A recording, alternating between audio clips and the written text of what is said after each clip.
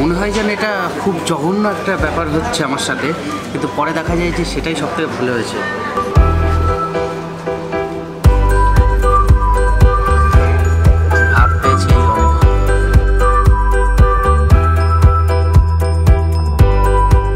এবং ক্লিননেসের দিক থেকে আমাদের ইন্ডিয়াতে 1000-এর ওপর শহর রয়েছে, যোধপুর হচ্ছে ফার্স্ট প্রাইজ পেয়েছে।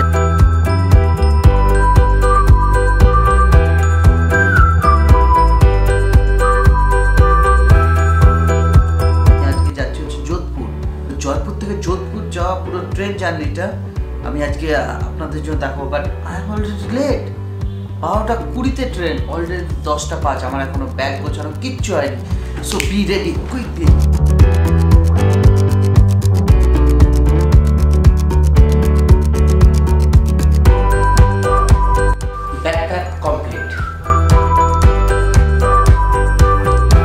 আমি যাচ্ছি আজকে জয়পুর টু যোধপুর। অলরেডি 10:44 বাজে এবং উবেরও আমার বুক করা হয়ে গেছে। তো আশা করি এমন কিছু বেশি সময় লাগবে না। তো এই পুরো সময়টা আমার সাথে থাকুন, খুব এক্সাইটিং কিছু ভিডিও আপনারা দেখতে পাবেন আশা করি।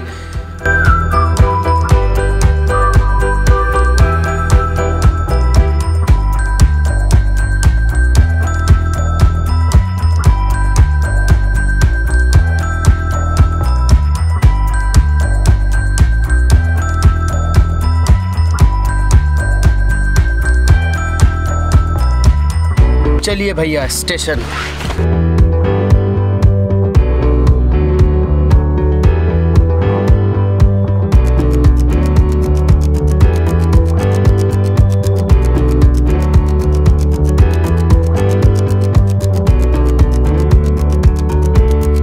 জয়পুরটা আমার খুবই সুন্দর একটা শহর লেগেছে এবং আপনাদের যতটাই ভিডিও আমি দেখিয়েছি, আপনারা কি কখনো লক্ষ্য করেছেন যে কোথাও হোর্ডিং বা কিছু লক্ষ্য করেননি? কারণ হচ্ছে এইটা আমার এত সুন্দর একটা লেগেছে। এই সেম প্রবলেমটা কলকাতাতেও আছে, ঢাকাতেও আছে।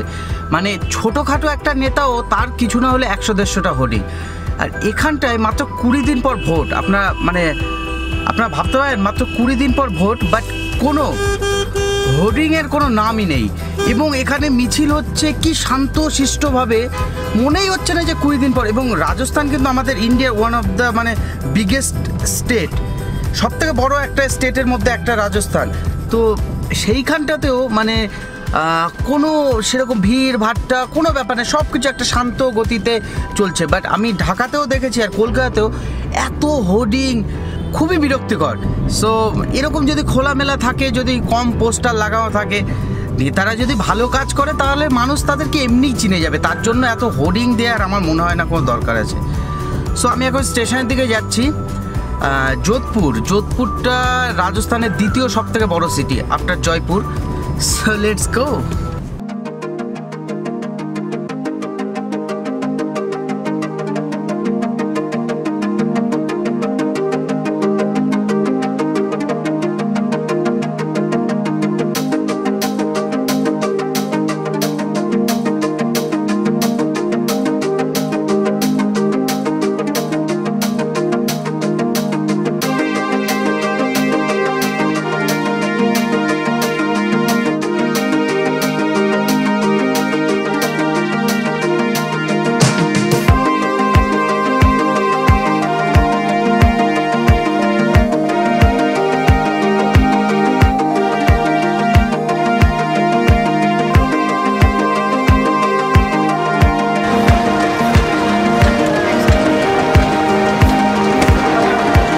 4 ঘন্টা ট্রেন লেট। তো এখানটায় কিছু খেয়ে নিই ভাবছি।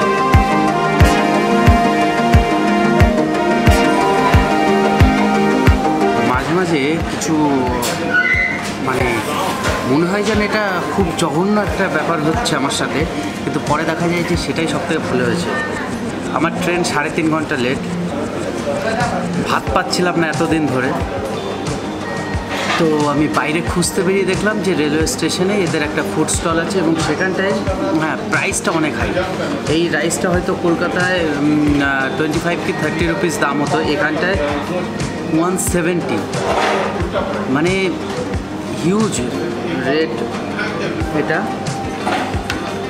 কিন্তু সবথেকে বড় ব্যাপার হচ্ছে যে আমি মানে নর্মাল ডাল যেটা বলেন সেইটা পেয়েছি।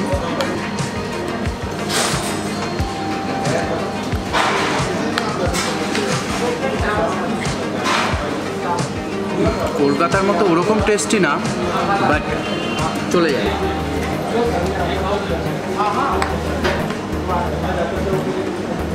সবজি দিয়েছে একটা আলুর,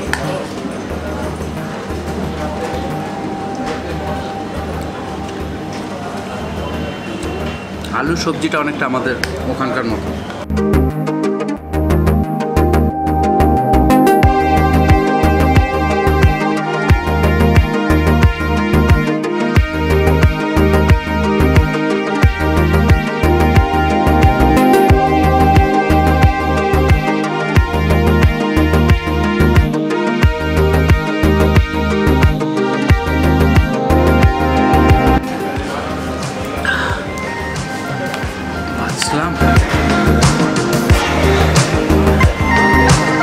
খাবারটা খুবই ভালো ছিল, কিন্তু প্রাইসটা টু হাই।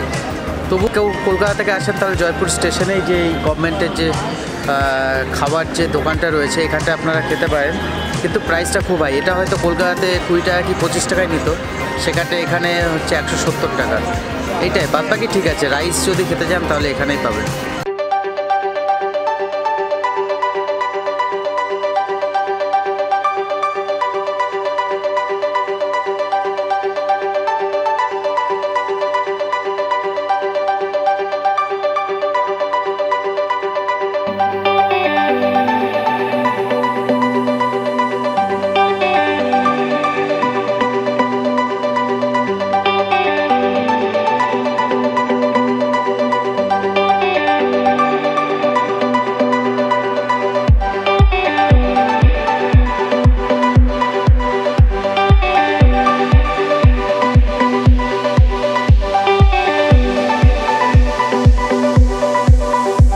তো ফাইনালি 5 ঘন্টা ওয়েট করার পর আমি ফাইনালি নিজের সিটে বসলাম। একটু রিল্যাক্স লাগছে, এত টায়ার্ড হয়ে গেছি কল্পনা করতে পারবেন না। আর ক্যামেরাটা আমি ওই খুলে আমাকে ব্যাগের মধ্যে রাখতে হয়েছিল, কারণ হচ্ছে যে ওই স্টেশনে খুব আর কি প্রবলেম করছিল ক্যামেরার জন্য, যে ভিডিও করা যাবে না। বাট এখন এখান থেকে আমি যেখানে 6:30টায় পৌঁছে যোধপুর, সেখানটায় আমি এখন মনে হচ্ছে আমার হোটেলে পৌঁছাতে পৌঁছাতে রাত 2টো বাজবে। তো যাই হোক, আপনাদের বাইরের আমি ভিউটা দেখাচ্ছি। এই হচ্ছে জয়পুর স্টেশন। আমরা একটু পরে এখান থেকে ছেড়ে যাব হচ্ছে যোধপুরের দিকে।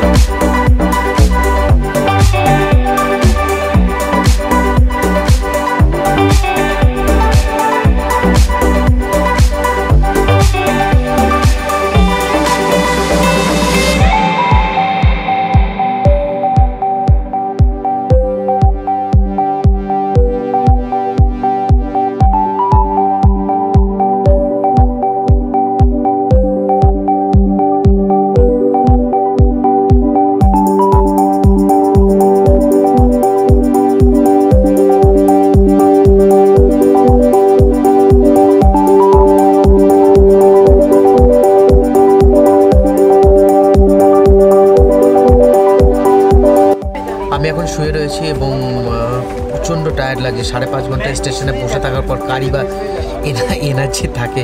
তো এখন খালি ওয়েট করছি কখন খাবারের অর্ডারটা নিতে আসবে, তাহলে আমি এই ট্রেনের ফুড রিভিউটাও করতে পারবো। আর দেখুন বাইরের সিনারি, এমনিতে রাজস্থান তো খুব সুন্দর স্টেট। দেখি যোধপুর আমার জন্য কী কী সারপ্রাইজ রেখে দিয়েছে। এবং যোধপুরকে ব্লু সিটিও বলা হয়। এই রাজস্থানী এমন একটা স্টেট যার 3টে আলাদা সিটিকে আলাদা আলাদা নামে জানা যায়। জয়পুর পিঙ্ক সিটি, আর যোধপুর হচ্ছে ব্লু সিটি, আর জয়সলমের হচ্ছে গোল্ডেন সিটি।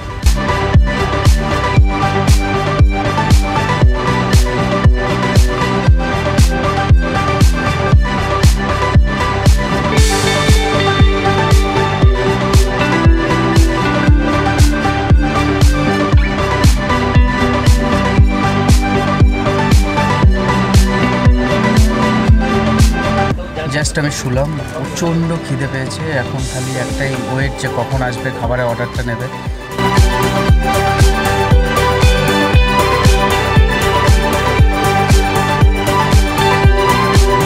ফাইনালি খাবারের সন্ধানটা পেলাম। সবজি, রাইস, ডাল, পাপড়,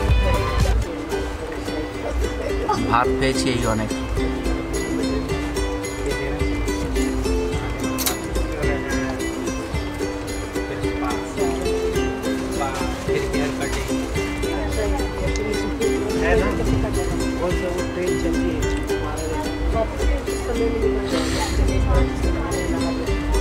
ট্রেনের খাবার এত সুন্দর হয়,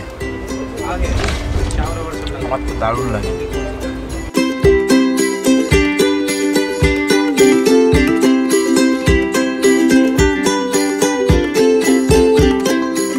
ডিনার কমপ্লিট, খুব সুন্দর ছিল খাবারটা। আর হয়তো ঘন্টা 3 মতো লাগবে, বাইরে তো টোটালি অন্ধকার। দেখা যাক, অনেক রাত হয়ে যাবে হোটেলে পৌঁছাতে।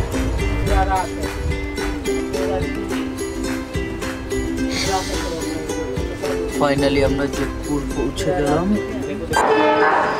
गाड़ी संख्या 1466 जैसलमेर दिल्ली इंटरसिटी जैसलमेर से चलकर Jodhpur at its scheduled time at 23 পৌঁছে গেছি।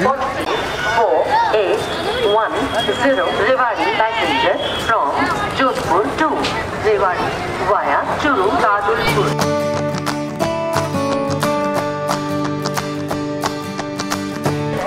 তো ফাইনালি হোটেলে যাওয়ার জন্য আমি গাড়িতে বসে গেছি।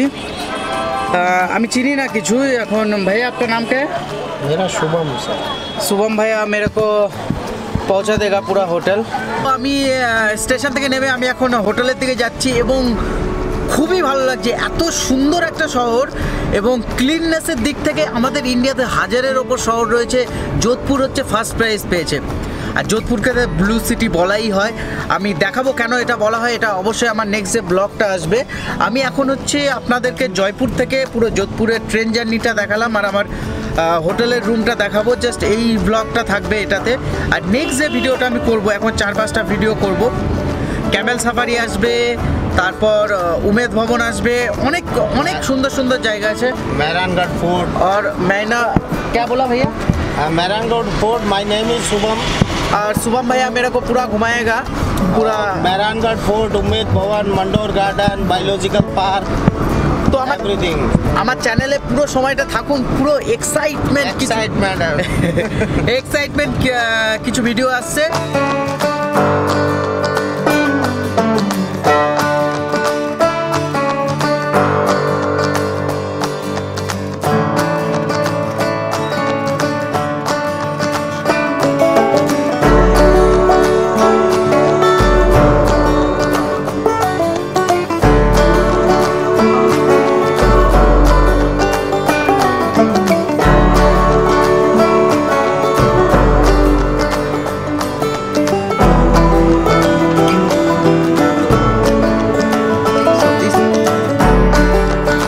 লিফটে উঠে গেছি, পুরো ফর্মালিটি কমপ্লিট। জয়পুরেও আমার 201 নম্বর রুম ছিল আর যোধপুরেও আমার 201 নম্বর রুম। What a coincidence! 2 দিনের জন্য দিস ইজ মাই রুম।